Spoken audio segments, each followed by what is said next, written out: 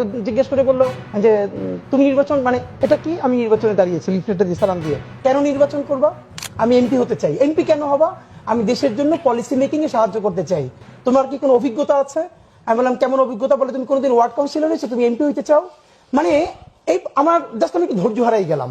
যে এরপর আমি বললাম বলে তুমি এরপর পরে যে প্রশ্নটা করো, তুমি তাহলে এখানেই কেন করছো, আর কোনো নাই?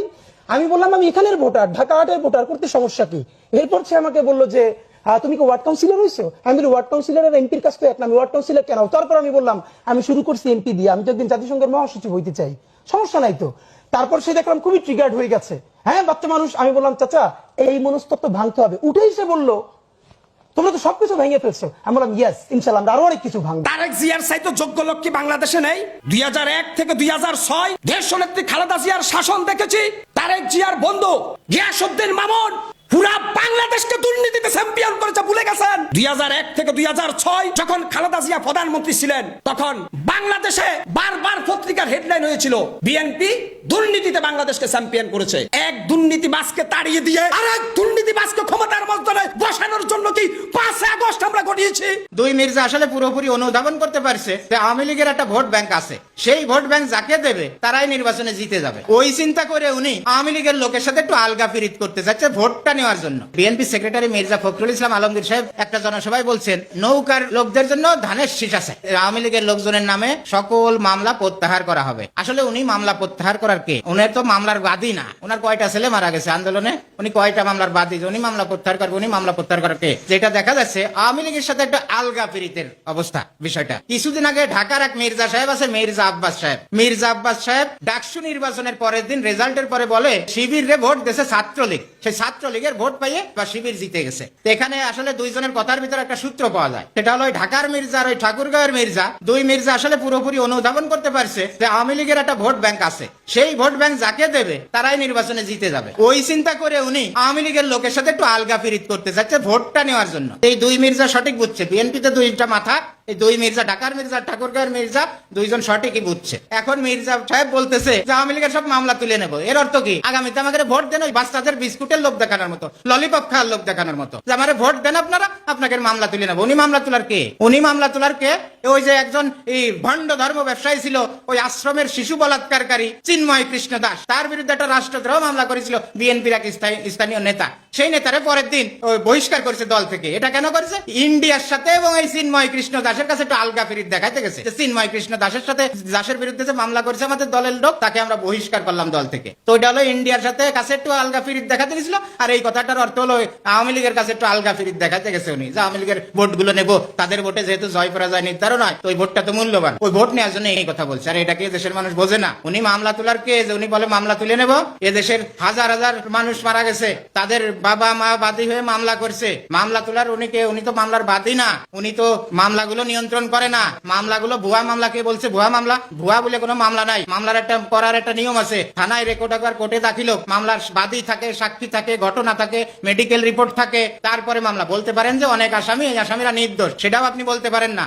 এটাও নির্ধারিত হবে বিচারিক প্রক্রিয়ায়, তদন্তের মাধ্যমে প্রমাণিত হবে সে দোষী না নির্দোষী। আর আপনি বললেন ভুয়া মামলা, মামলাগুলো তুলে নেব। আওয়ামী লীগ আমলে যখন তাদের নামে হাজার হাজার লক্ষ লক্ষ মামলা হয়েছে, তখন তো আপনারা বলেন নাই মামলা তুলে নেব, বা আওয়ামী লীগ আপনাদের মামলা তুলে নেছে। এখন আপনি তুলে নেওয়ার কে? আপনি তো সরকারের কেউ না বর্তমানে, আপনি মামলা তুলে নেওয়ার কে? আপনি মামলা তুলে নেবেন, এইভাবে গবেন, এসব মানুষ বোঝে, ওইগুলো আর বলেন না। ভুয়া মামলা বলে কোনো মামলা নাই। তারপরে বলেন যে অনেক আসামি হয়েছে মামলায়, অনেক আসামি হয়েছে কি হয়েছে? দুই পক্ষের লক্ষ লক্ষ মানুষ মুখোমুখি হয়ে মারামারি হয়েছে, তা আসামি তো হাজার হাজার আসামি হবে। এটাই ঠিক। আপনার রামপুরায়, আপনার মিরপুর 10-এ, আপনার যাত্রাবাড়ি, উত্তরাতে লক্ষ লক্ষ মানুষ উভয় পক্ষের মুখোমুখি হয়ে মারামারি গ্যাঞ্জাম হয়েছে, তা আসামিও তো বেশি হবে, এটাই তো স্বাভাবিক। তারপরেও আসামি কে দোষী নির্দোষী সেটা তো তদন্ত সাপেক্ষে তদন্তে প্রমাণিত হবে। আপনি বলার কে যারা ভুয়া আসামি এদের মামলা তুলে নেব, ওই কথা আপনি আইনি ভাষা, আপনি বেআইনি ভাবে বলতে পারেন না যে আপনি মামলা তুলে নেবেন। মামলা তোলার আপনি কেউ না, অতএব ওইসব ফাও কথা বলেন না। মির্জা ফখরুলের গোমর ফাঁস হয়ে গিয়েছে, যদিও তার ব্যাপারে মানুষের আর কোনো আস্থা নেই। ভারতপন্থী নেতা হিসেবে তার অবস্থান বাংলাদেশে পরিগণিত। বাংলাদেশের ভারতপন্থীদের কাছে মির্জা ফখরুল প্রভূত জনপ্রিয়। ফখরুলের বিশ্বাসের শেষ পেরেক, অর্থাৎ বাংলাদেশের রাজনীতিতে তার আর কোনো খানা নেই। তারেক রহমান কোনো এক অজানা কারণে সব কিছু জানার পরেও তিনি মির্জা ফখরুলকে ধরে রেখেছেন। বিএনপিরই এক সেনা কর্মকর্তা, সাবেক সেনা কর্মকর্তা, বিএনপি পন্থী অ্যাক্টিভিস্ট, অনলাইন অ্যাক্টিভিস্ট, তবে তার মধ্যে সম্ভবত সততা রয়েছে। তিনি তার ফেসবুক স্ট্যাটাসে স্পষ্ট করে বলেছেন যে মির্জা ফখরুলই কাউয়া কাদের, ওবায়দুল কাদেরকে পালিয়ে যেতে সহযোগিতা করেছে এবং এর প্রমাণ দিয়েছে তারেক রহমানকে। বলছে আমার কাছে প্রমাণ আছে। তারেক রহমানকে চ্যালেঞ্জ করেছে, তার ফেসবুক স্ট্যাটাসে তারেক রহমানকে মেনশন করেছে। খবর কত দূর পৌঁছে গিয়েছে বুঝতে পারছেন? আপনাদেরকে এই স্ট্যাটাসটি, আমি সেই সেনা কর্মকর্তার স্ট্যাটাসটি পড়ে শোনাবো এবং কিছু মন্তব্য পড়ে শোনাবো, সাথে সাথে তার কথাগুলো কতটা বিশ্বস্ত সাধারণ মানুষের কাছে বিশ্বাস রাখতে পারেন। এর আগে আমি একটি কমেন্টসও দেখিনি। এই যে আপনাদেরকে দেখাচ্ছি এই সেনা কর্মকর্তাকে, এই সেনা কর্মকর্তার নাম মীর জাহান, ক্যাপ্টেন। তিনি এখানে লিখেছেন, কিছু কমেন্টও আপনাদেরকে শোনাবো। উনি বলছেন, আগে শুনুন। ওবায়দুল কাদেরকে নিজের গাড়িতে করে সীমান্ত পার করে দিয়েছেন রংপুর পৌর বিএনপির আহ্বায়ক ও রংপুর ৩ আসন থেকে মনোনীত এমপি প্রার্থী শামসুজ্জামান শামু। এখানে মির্জা ফখরুল জড়িত থাকার গন্ধ পাচ্ছি। বুঝেন, এই ঘটনার সাথে সরাসরি জড়িত ছিলেন পুলিশের খোদা বক্স এবং রকিবুল ইসলাম বকুলের স্ত্রী। এই বিষয়ে ভারপ্রাপ্ত চেয়ারম্যান লিডার জনাব তারেক রহমান চাইলে প্রমাণসহ সাক্ষী দিতে প্রস্তুত রয়েছেন ঊর্ধ্বতন কর্মকর্তা, সরকারি ঊর্ধ্বতন কর্মকর্তা। এই যে দেখেন, তারেক রহমানকে মেনশন করছে। এই যে দেখছেন, একদম চ্যালেঞ্জ, অর্থাৎ প্রমাণিত। এবার আমরা দেখব পাবলিক ফেথ কতটুকু। এখানে সে বলছে সে যদি প্রমাণ দিতে না পারে তাকে সাসপেন্ড করবে না? অবশ্যই সাসপেন্ড করে দিবে, তাই না? এই বিষয়ে দেখেন, মীর জাহান যে স্ট্যাটাস দিয়েছেন সেখানে লিখছে, বিএনপি আওয়ামী লীগ একে অপরের আদর্শিক ভাই। বিএনপি আওয়ামী লীগ ভাই ভাই, আপনার এত জলে কেন? মিজানুর রহমান রক্তকমল লিখেছে চুদলিং পং। শাহ পরান লিখেছে চমৎকার। এই লোক কিন্তু জাতা লোক না, গোয়েন্দা বিভাগে কাজ করা লোক। পাবলিশ করে দেন। সে যেহেতু দল করে, সেহেতু দলের নেতার কাছে নালিশ দিয়ে রেখেছে, এটাই সিস্টেম। উনি পেশার বাইরে যাবেন না। ভাই তারেক সাহেব কি আপনার এসব লেখা পড়ে? ওনার মোবাইল নম্বর থাকলে আপনি ওনাকে কল করে বলতে পারেন, পরামর্শ দিতে পারেন। উনি প্যারিসে থাকেন। তারেক রহমানের সাথে কিছুদিন পর পর দেখা হয়। লন্ডন প্যারিস যাতায়াত খুব কঠিন কিছু না। সাবাস, এ কারণেই বলে নৌকা আর ধানের শীষ দুই সাপের একই বিষ। এটি বলেছেন শিব্বির আহমেদ সাজিব। এরপরে মোহাম্মদ গোলাম রাব্বানি, যাদের নাম স্পষ্ট, আমি সেগুলো পড়ছি, যেগুলো ফেক আইটি বা নাম বোঝা যায় না, যেমন সকালবেলার পাখি, ভারতেই শান্তি, এরকম কিছু পেজ আছে না? হ্যাঁ, প্রথম আলোর রঙ্গমেলা, এসব পড়ছি না, কারণ তাদেরকে তো আর চেনা যাবে না। গোলাম রাব্বানি বলছে নৌকার ধানের শীষ দুই সাপের একই বিষ। রাকিব লেউঠেলা, মোহাম্মদ রাকিব শাহ, আওয়ামী লীগ আর বিএনপি ভাই ভাই। ৭১ পরে দেশটাকে রসাতলে দুদলেই নিয়ে গেছে। আওয়ামী লীগকে পুনর্বাসন করতে বিএনপির দলই যথেষ্ট। ৭০০ কমেন্ট পড়েছে এখানে, ৭০০, বুঝতে পারছেন? এরপরে দেখেন, জাহাঙ্গীর আলম মুজাহিদ লিখেছে, গত ১৬ বছর তো আওয়ামী লীগের সাথে দালালি করেই বিএনপি টিকে ছিল। মির্জা আব্বাসের